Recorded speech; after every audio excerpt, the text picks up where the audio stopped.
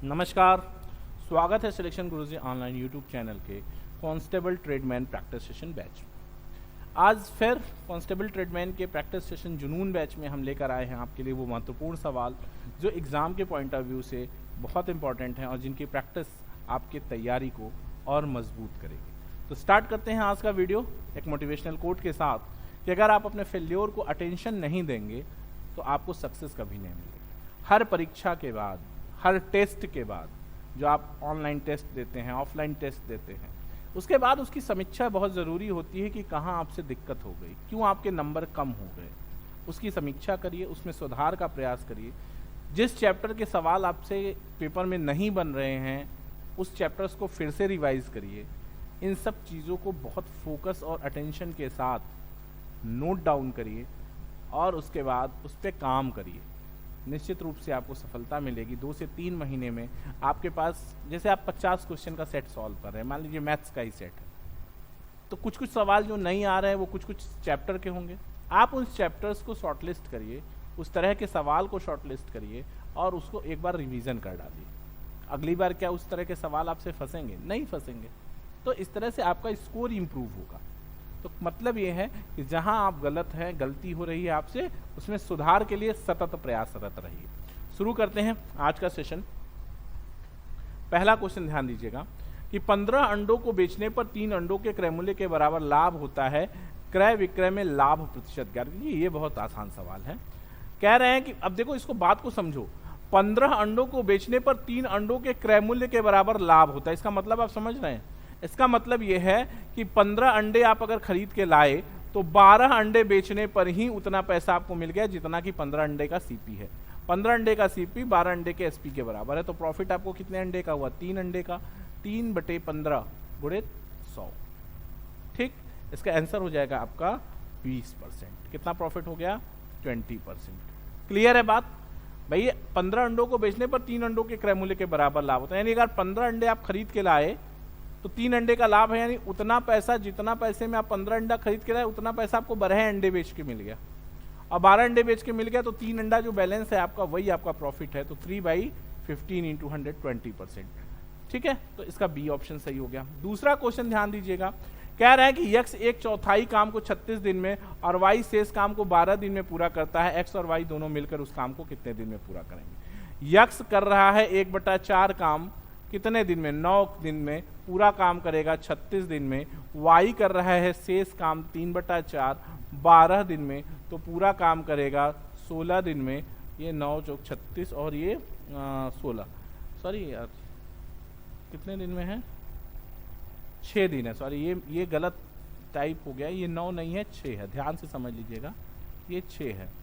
तो ये 6 है, तो 6 चौके 24। 1 मिनट ध्यान दीजिएगा।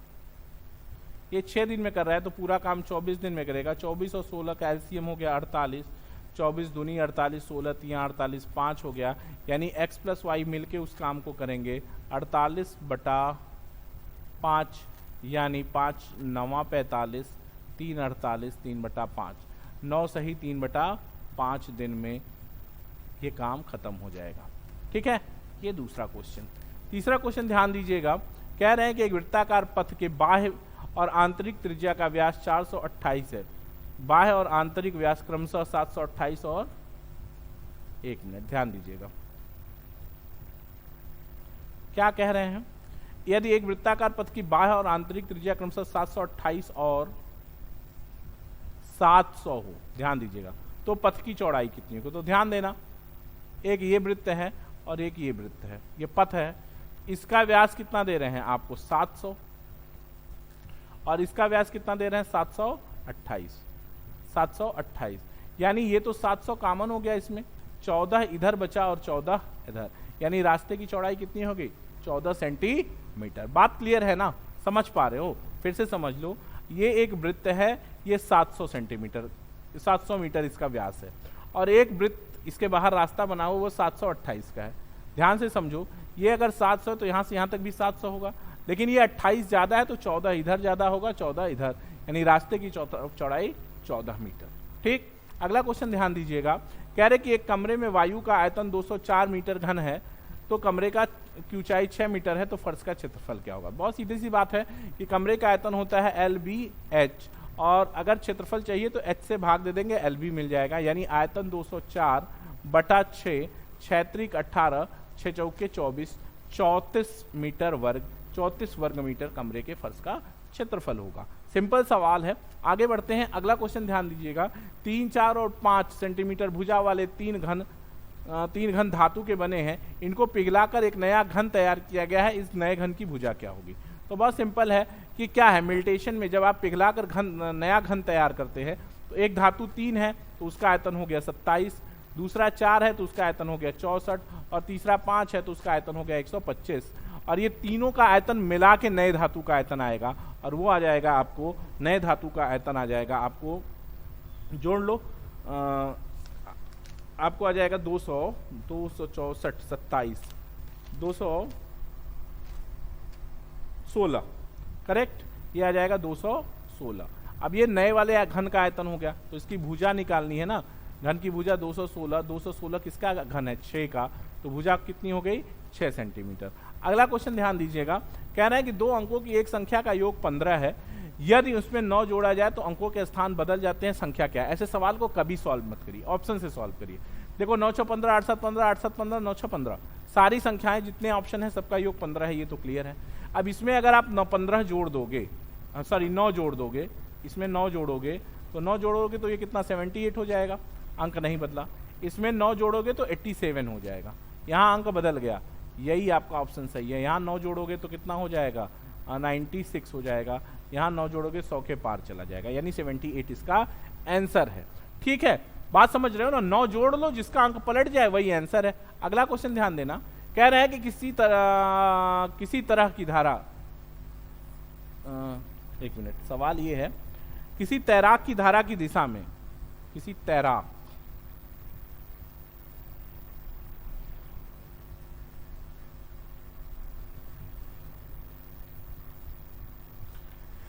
तैराक की धारा की दिशा में चाल, यानी x + y आपको दे रहे हैं 11, कह रहे हैं 11 है, प्रति घंटा है। यदि धारा का वेग 1.5 किमी प्रति घंटा है तो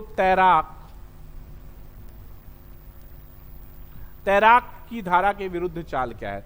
x + y इतना है और आपको धारा का वेग पता है 1.5, तो नाव में तो आपकी तैराक की चाल कितनी हो जाएगी, 11 - 1.5 यानी 9.5, और कह रहे हैं धारा के विरुद्ध चाल कितनी होगी, तो इसी में से धारा की चाल आप घटा दीजिए 0, और ये 8 हो जाएगी, यानी 8 किमी प्रति घंटा तैराक की चाल होगी। बात क्लियर है। कह रहे हैं किसी तैराक की धारा की दिशा में चाल 11 किमी प्रति घंटा है। अगर धारा की मान लेते हैं तैराक की चाल x और धारा की चाल y है, तो x + y 11 हो जाएगा। तो अगर सिर्फ तैराक की चाल निकालनी हो शांत जल में, तो x = 11 - 11.5 यानी 9.5 हो गया। ये क्या हो गया, ये शांत जल में तैराक की चाल हो गई। अब धारा के विरुद्ध अगर चाल चलनी है, तो धारा के विरुद्ध चाल चलना है तो तैराक की चाल में धारा की चाल घटा दोगे तो 8 किलोमीटर प्रति घंटा क्या हो जाएगा, धारा के विरुद्ध तैराक की चाल। अगला क्वेश्चन ध्यान दीजिएगा, कह रहा है कि 270 मीटर लंबी रेलगाड़ी टेलीफोन के एक खंभे को 18 सेकंड में पार कर जाती है, रेलगाड़ी की चाल क्या है। बहुत सिंपल सवाल है, समझ लीजिए। चाल बराबर दूरी बटा समय 270/18 गुणित 18/5 किलोमीटर प्रति घंटा में बदलना है। तो 18 से खत्म हो गया, 5 × 5 = 25, 5 × 5 = 25, 2 × 5 = 20, 54 kmph, 54 kmph हो गया, 54 किलोमीटर प्रति घंटा। अगला सवाल ध्यान दीजिएगा, कह रहा है 76 महिलाएं कोई काम 33 दिन में पूरा करती हैं। 76 महिलाएं कोई काम 33 दिन में पूरा करती हैं, किसी कारण से कुछ महिलाएं काम नहीं कर सकती और काम 44 दिन में पूरा हुआ। काम पर ना आने वाले महिलाओं की संख्या ज्ञात कीजिए। तो मान लीजिए 76 लोग कितने दिन में काम कर पाते हैं, 33 दिन में। कुछ महिलाएं नहीं आई, तो मान लीजिए 76 को लगाना था, x महिलाएं नहीं आई, तो ये कितने दिन में काम, 44 दिन में काम पूरा हुआ। तो कितनी महिलाएं नहीं आई यही निकालना है। मान लिया x महिलाएं नहीं आई, 76 को काम पे लगाना था, डिप्यूट करना था, उसमें से x नहीं आई, तो 76 - x ने कितने दिन में किया, 44 दिन में, जबकि 76 कितने दिन में कर सकती है, 33 दिन में। काट लीजिए, 11 × 3 = 33, 11 × 4 = 44, 4 से काट लेंगे, 4 × 1 = 4, 4 × 9 = 19, 3 × 57, 57 बराबर हो गया 76 - x, या x बराबर हो गया 76 - 57, 16 में से 8 जाएगा तो 7 9 और 1 19, ये कितना आंसर हो गया, 19 आ गया इसका आंसर, कि 19 महिलाएं काम पर नहीं आई। ठीक है, अगला क्वेश्चन ध्यान दीजिएगा। नेहा और संजीव की वर्तमान आयु का अनुपात क्रमशः 7:8 है। अब से 6 वर्ष बाद इनकी आयु का अनुपात 9:10 होगा। 9:10 होगा। संजीव की वर्तमान आयु क्या है, ध्यान से समझिएगा। नेहा संजीव कितना हो गया, 7:8 हो गया।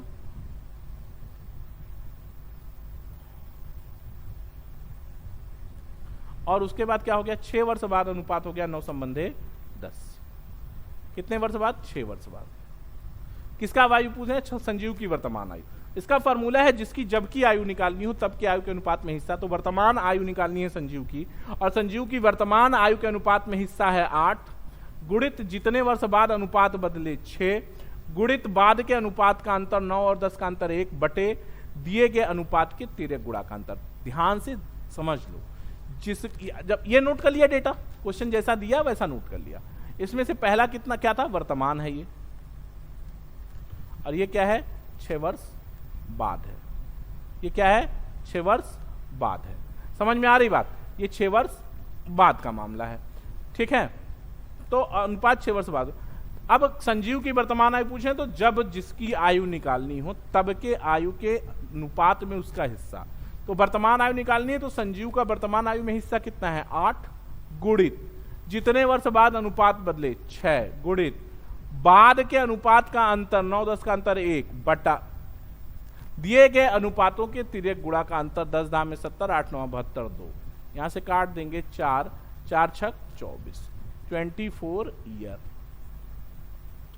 24 साल। ठीक है, अगला क्वेश्चन ध्यान दीजिएगा। अगला क्वेश्चन है कि एक धनराशि 3 वर्ष में चक्रवृद्धि ब्याज पर कितना हो जाती है, 1,331 गुनी हो जाती है। तदनुसार ब्याज दर ज्ञात कीजिए। ठीक है, आप बात को समझने की कोशिश करो यार। ये सवाल आपको सीधा आंसर बता रहा है कि 10% हो, ये बता रहा है आंसर 10% हो।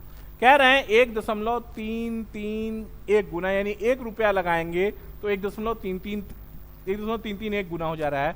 यानी अगर 1,000 रुपया आप लगाएंगे तो 3 साल में कितना हो जाएगा, 1331 हो जाएगा। यानी 1 साल में 10 रुपया कितना होगा, 11 हो जाएगा। और 10 अगर 1 साल में 11 हो रहा है तो रेट ऑफ इंटरेस्ट कितना हो गया, 10%। सी ऑप्शन सही हो जाएगा। यहां तक क्लियर है बात। अगला क्वेश्चन ध्यान दीजिएगा। यदि एक वृत्त का व्यास 75% बढ़ाने पर परिमाप में कितने प्रतिशत वृद्धि होगी। बहुत सिंपल सवाल है, समझ लो बच्चा। ये सब सवाल बिना पेन पेपर के हैं। व्यास जैसे बढ़ेगा त्रिज्या परिधि भी उतनी ही बढ़नी है। बहुत सिंपल सवाल है। तो व्यास क्या होता है, व्यास समानुपाती होता है परिधि के। व्यास समानुपाती होता है परिधि के। अगर ये 75% बढ़ेगा तो परिधि भी 75% बढ़ेगी। ये आपका ए ऑप्शन सही हो जाएगा। अगला क्वेश्चन ध्यान दीजिएगा। एक बेलनाकार बर्तन का व्यास 14 सेंटीमीटर है। इसमें कुछ पानी भरा है। इसमें लोहे का एक गोला पूरा डुबो दिए जाने पर पानी के स्तर में 9 सही 1/3 सेंटीमीटर, 9 सही 1/3 सेंटीमीटर, मैं इसको सही से लिख दे रहा हूं, 9 सही 1/3,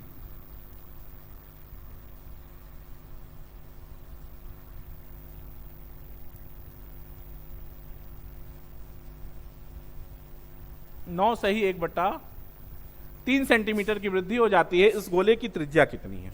बहुत सिंपल सवाल है, बहुत ध्यान से समझने की कोशिश करिएगा। ठीक है, क्या बना रहे हैं हम, एक बेलन बना लें।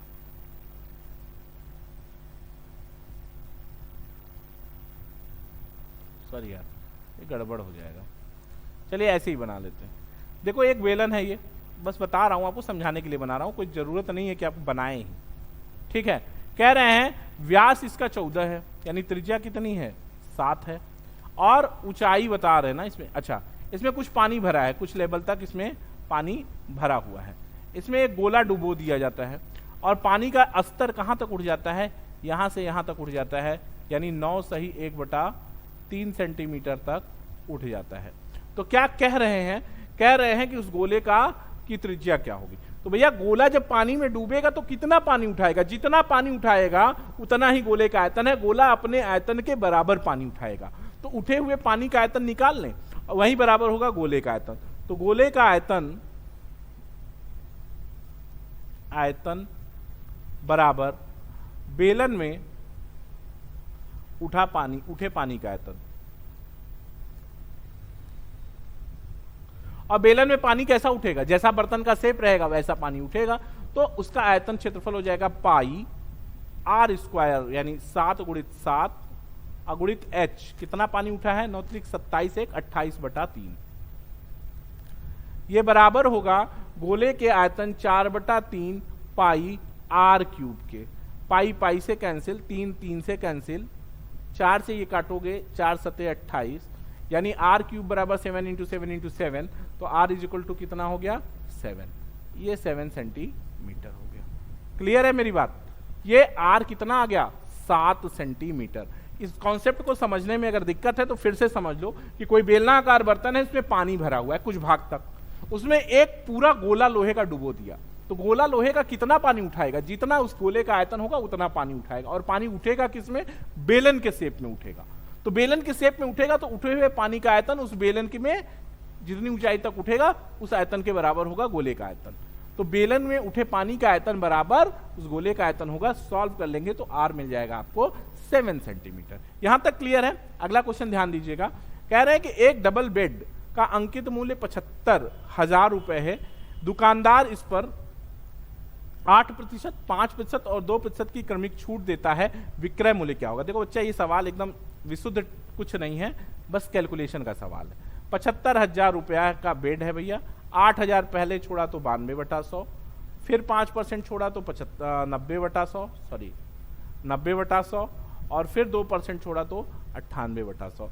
और ये ऑल टुगेदर जब पूरा सॉल्व हो जाएगा तो ये आ जाएगा आपको, मैं आप सॉल्व कर लीजिएगा, मैं आपको बता दे रहा हूं कि 64,239 64,239 आ जाएगा। ये इसका आंसर सॉल्व करिएगा, ये कैलकुलेशन का है पार्ट है। ठीक है, अगला क्वेश्चन ध्यान दीजिएगा। कह रहे हैं कि अब बहुत अच्छा सवाल है, ध्यान से समझने की कोशिश करिएगा। बिना पेन पेपर ये सवाल सॉल्व होगा बच्चा। देखो कैसा होगा, ये सब सवाल लगाने में बहुत मजा आता है। एक क्रिकेट खिलाड़ी 20 पारी पूरी की। एक क्रिकेट खिलाड़ी ने 20 पारियां पूरी की और उसके रनों का औसत 44.5 है। ध्यान से समझना, 44.5 है। उसने अपनी औसत 45 तक पहुंचाने के लिए अगली पारी में कितने रन बनाने होंगे। 45 पहुंचाना है, यानी कितनी वृद्धि करनी है, 0.5 की वृद्धि करनी है। बात समझो, अगर 20 पारी का औसत 44.5 है तो इस 44.5 के औसत को बनाए रखने के लिए बहुत जरूरी है कि क्रिकेट का वो खिलाड़ी 21वीं पारी में भी 44.5 रन बनाए। गणित में बात कर रहा हूं, प्रैक्टिकली तो संभव है नहीं 44.5 रन बनना, मैथमेटिक्स में बन जाएगा क्योंकि औसत की बात है। औसत क्या होता है, योग बटा संख्या। 20 पारी में कोई खिलाड़ी का औसत अगर 44.5 है और इस औसत को वो मेंटेन किए रहना चाहता है तो उसे अपनी 21वीं पारी में कम से कम 44.5 रन बनाने होंगे। लेकिन इतना ही नहीं चाहता वो, 21वीं पारी का रन बता दूं मैं आपको, 21वीं पारी बना रन बराबर 44.5 बनाएगा तो वो अपनी पुरानी इज्जत बचा पाएगा। ये इज्जत है, 44.5 का एवरेज उसकी इज्जत है।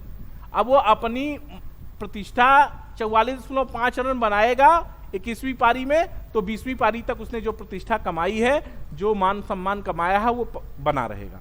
लेकिन अब वो उसमें वृद्धि चाहता है, कितने की, 0.5 की। तो 0.5 की वृद्धि चाहता है तो सिर्फ 21वीं पारी में रन बनाने, तो 21वीं पारी में और कितना रन बनाना पड़ेगा।